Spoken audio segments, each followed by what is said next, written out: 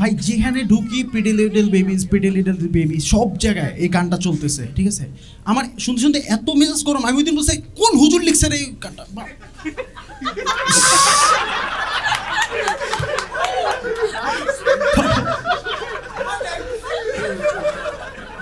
পরে চেক করে দেখছি কোনো হুজুর লেখা নাই, ওটা জন কবির ভাই লিখছিল।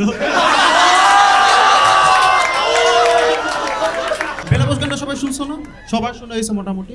হ্যাঁ, ছোটবেলায় গানটা খুবই ভালো লাগতো, খুবই রোমান্টিক লাগতো।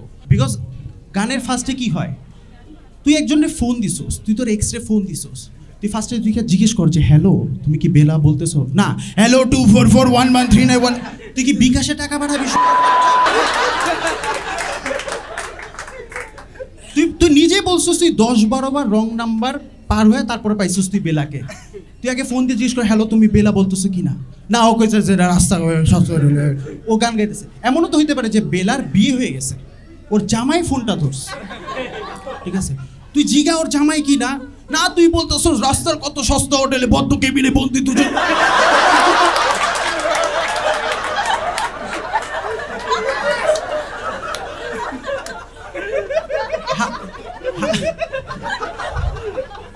হালার মধ্যে ওইখানে থামে নাই, ও কাছে চুপ করে কেন একই বেলা তুমি কাঁদছো, তো কানবো না, তুই জামাইরে কি বলতেছিস? আবার লাস্টে গিয়ে মিটার যাচ্ছে বেড়ে পাবলিক টেলিফোনে। তুই না চাকরি পাইছিস,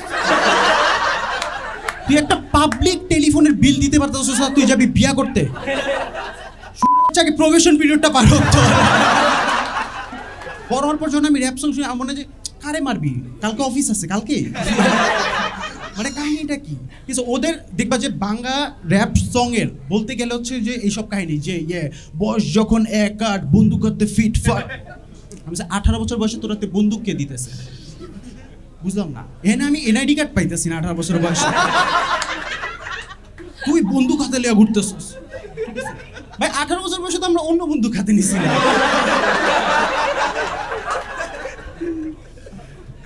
র্যাপ সং র্যাপাররাও মানে যখন দেখবে ওদের গান ভালো লাগবে, কিন্তু যখন সামনে যাওয়া ভয় লাগবে যে ভাই আপনার গান মাইরা দিতে পারে। এটা আমার অলওয়েজ মনে হয় একটা ফেমাস র্যাপার আছে ব্ল্যাক জ্যাং গান সবাই শুনছে এখানে মোটামুটি সবাই। হ্যাঁ, ওর একটা গান আছে যে কেরাই আমি আয় খাড়াই আছি আমি একলা। ভাই আপনার চেহারা দেখছেন, আপনি মোহাম্মদপুরে একলা খাড়াই দেখলে কেউ যাইব না আপনার কাছে।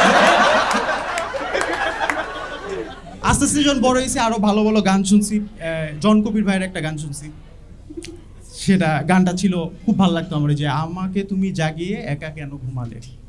আমিও তখন ভাবতাম কেন ঘুমালে একা, খুব ভাইব করতাম। বড় হওয়ার পরে আমার মনে হয়েছে যে ও জন ভাই মেয়েটা ঘুমাই গেছে কারণ ওর স্কুল আছে কালকে।